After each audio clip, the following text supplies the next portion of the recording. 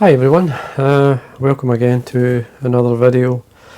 Now, most recent video it's a fishing video, and I was fishing two flies. Well, the main two flies I was catching on were it's a wee black gnat or beetle, or basically it's a suggestive pattern. It could be a small ant as much as it could be a what do you call it? A small gnat. It could be anything, a small terrestrial. Nymph was this one. Now, I was fishing this in combination with the nymph with a dry fly. So, but even though I caught not so much on this one, I caught on another pattern, but it was just the one fish. But basically I was using this as to help dry dropper. So that's my dry fly and this is my dropper, but I mainly caught in this nymph. So the two flies I'm going to be tying in this video is the nymph and it's a Dynamite Hare. It's a version of the Dynamite Hare. A lot of people ask me about the pattern. The original fly, the Dynamite Hare, in the name was Jordan Danielson. Jordan, I pronounced his name correctly anyway. Danielson was the gentleman that actually came up with the Dynamite Hare. And I have many variants of that one fly. Even though I don't know how many I've put together. I've basically used the design and went over. Well, I mean, that's a Dynamite Hare cinnamon caddis, for instance. I still call it a Dynamite Hare because I basically tied round that style. I've just obviously made it into a caddis fly. As much as I've used it as a tied as a knot. I mean, there's wee additions I've added to the fly, but you can't get away from it. Jordan was the original, came up with the original tying, and as simple as that. So anyway, hook choice, I'm going to be tying, I'm going to be tying this nymph. This here, the jig head, or jig style fly, it's going to sit like this in the water. It's going to flip upside down because of the style of the hook. It's tied, the bead is a 2.8. I think I said in the video it was 2.4. Though I have fours, the 2.4, 2.8, and I think it's 3mm tungsten bead versions in my box for different types of water. But the 2.8 was the one I was actually using. Hook choice was the hook I was using was this one. Just click it shut so you can see the box. Great, it's a strong wee hook, size 16, even though you can't see it too well. It's a size 16. It's the FM 5045, it's the Jig Force in black nickel. You'll see the code there. Great wee hooks. The eye is in line with the shank, so it's a nice hook. It's got a good gape in it and it hooks really well. Now I tied the fly with basically a Madeira thread. It's a metallic. This here you see it 303. Now you need the batch number or the art number, which is on the other side, and it's a 9842. Now I can't remember what they call it. Anyway, it's like a phosphorus yellow or something. It's just, but that's the yellow anyway. It's a pearl. It's a pearl thread with metallic. The pearls, obviously, the thread's protecting the pearl flash. I can see it properly anyway. So anyway, that's the thread. It's a simple fly to tie. Now I usually quickly run the wax through it just to get a wee tiny bit of grip. No, just the once is enough. So we basically start it basically at the bead. I usually like to build up a wee bit first. I want to get my bead to sit right. Sometimes it catches. So then we work our way down. Just going to break this off. Tail fibres. Now it's a simple fly, very simple. I'm using Coq de Leon fibre. This is a medium Pardo. This is a whiting. It's from a saddle that I have. I want to bring out a few fibres. I like to see the tail. Just you can come round the bend with a couple of turns. Check my length. That's fine. And then you want to build this up. You can take it all the way back up because you're building it into a sort of teardrop shape or a nymph shape. Going to come back down. Now you can varnish or put resin or whatever you like on there.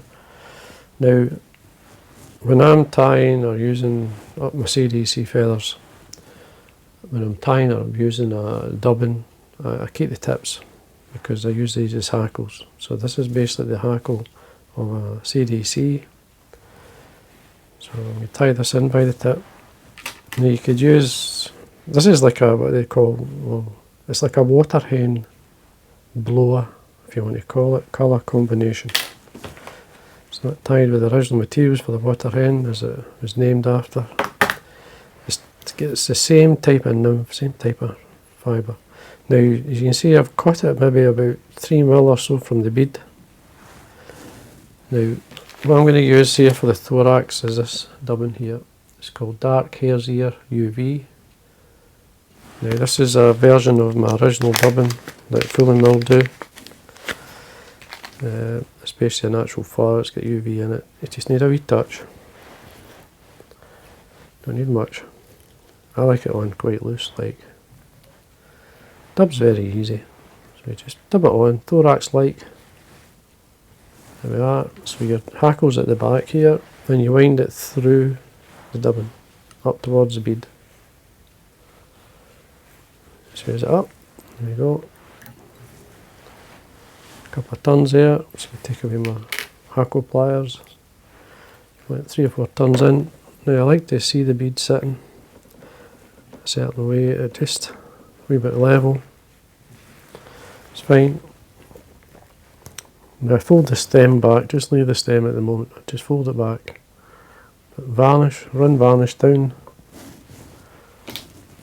your thread and whip finish. Pull it up, tighten, trim that away, trim this away.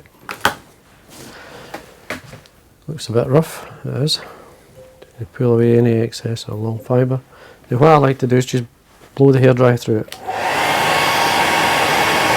Just get it to look, to get the shape. You can see the shape of the nymph. There we are. That's it. Very simple fly. Basically, if you watch the video, you'll see how good it is. I mean, I've caught many a fish over the years. It's very good for grayling as much as it is for brown trout.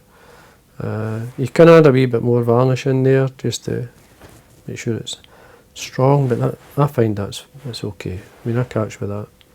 So that's the nymph I was using. Now I'm going to tie the small gnat. Now for the gnat, I'm going to be using this hook, this one here. This is a Czech nymph black nickel. You see it's size 20. Now in the video you'll see me, I actually changed. I went from an 18 down to a 20. I think it was even bigger. I think it was a 16. I need to look in the box, but I reduced the size because I had fish. They were interested in the fly, but they kind of shied away, and so it's a sign that you've got close to the real what they're looking at, but you're maybe too big. So I reduced it. I tied it on the smaller size, and it was a size 20. So this is the fly here. I mean, it is a rough wee fly. It's I just basically some Grizzel hackle and a wee bit of dubbing and a yarn to give impression of a body. There is a tail there as well. It's like a wee black dun, if you want to call it, but it works. So if it works, then fine. I mean, if you want to tie it, I just noticed I did lift out the bigger size. So basically, this is, you can see the wings a wee bit bigger. It's the actual fly, and see the nylon still on it. So if you're tying them big, have the post a wee bit bigger. You can always trim it on the water. But basically, I put this size on and reduced it right down, and then straight away I caught on this. The fish showed interest straight away, and it was the two best fish that was rising in that area. Basically, after catching the two fish, basically the rest of the fish were put down. Not with bad casting or anything. It was just the fish were jumping all over, and they just spooked them. If I'd left it for maybe half an hour and went back, I'd probably find the other fish would be back up. But I was finished then, but I was happy with the day. But anyway, so I went from this size down to that. So I'm going to be tying the smaller size, just let you see it. Now, hook out. As I say, it's not I'll not win any prizes for looks, but it certainly does fish. And so this is just what I call a suggestive like pattern. I give the impression of a gnat, but I give the impression of an ant, as well as I give the impression of a small midge. So I'm just going to wax my thread. Start the eye. You want to bring your thread to the point of the hook. Move the waste. Now the wee tail fibres, I just used the same Coq de Leon fibre as I did on the small nymph. Now it does add colour at the back. It's a translucent fibre and it mixes well into the yarn for the body and the wing. So we just tie this on. Not too long. Check the length. It's fine. And so I do a turn basically on top, slip a turn underneath the fibre just to open them out a wee bit. And I turn on top, trim away. Still it gives the impression of a tail obviously, but as I say, it mixes into the yarn. Just going to wax my thread at this point, take my thread up to the halfway mark. So basically, if you take your thread to the point, you want to bring it back up halfway. Now the yarns, there's lots of yarns you could use out there. Polypros, paraposts, ultra dry yarn, you name it, there's lots out there. And I'm just using the ultra dry yarn in black. So we basically just catch this on 2 or 3 turns to secure it. Trim the back. Now we can trim it like at an angle, trim it straight. If it's more like an ant-like shape, you can do that. It's entirely up to yourself. On the original, I mean, it was just a wee short cut at the top. Just going to put it so it's middle of the tail. Kind of round it a wee bit. Take the sharp edges off it. As I say, it's just to give the impression of the body of an ant or a gnat. It's as simple as that. I'm using here a dry yarn. I mean, this is the stuff I used anyway. It's the ultra dry yarn and it's this onyx.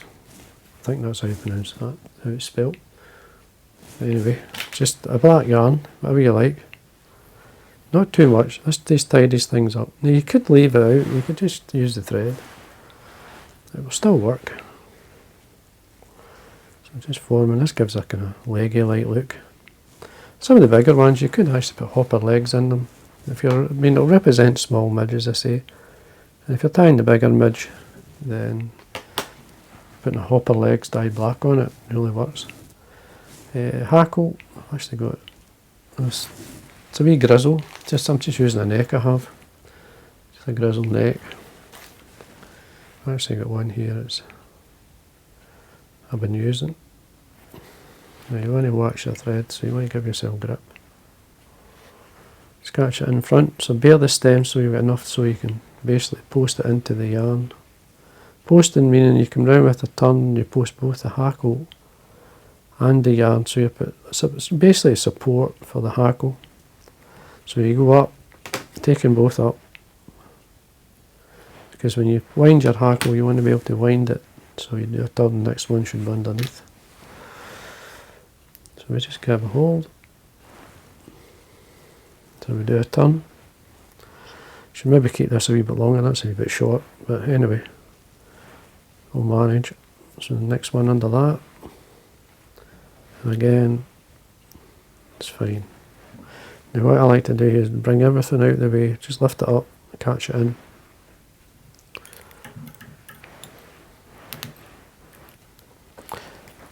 Just holding it back, trim away. If we've got any fibre. That's fine. Now you could just tie off at that. You could put a wee bit of dubbing in there if you want. To be honest with you, if you keep it nice and fine, I would leave the dubbing out, but I'll put some in just to show you. Just a tiny bit, same dubbing as I used at the back.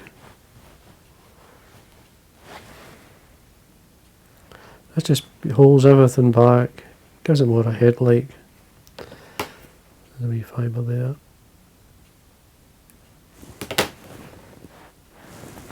To whip finish, just put a wee bit of varnish on your thread. So again, hold everything out the way. 1, 2, 3. I've got a couple of fibres, but that happens.